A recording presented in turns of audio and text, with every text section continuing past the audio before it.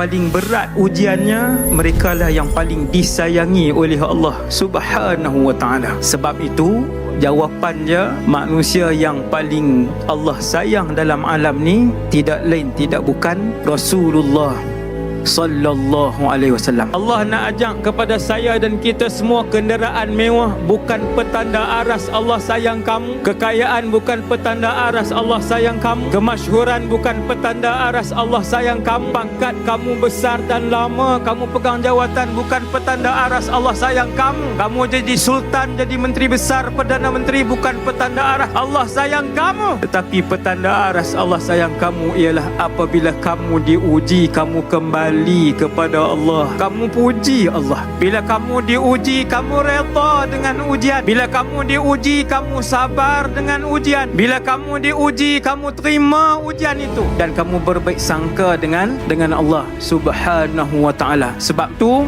baca sirah banyak-banyak.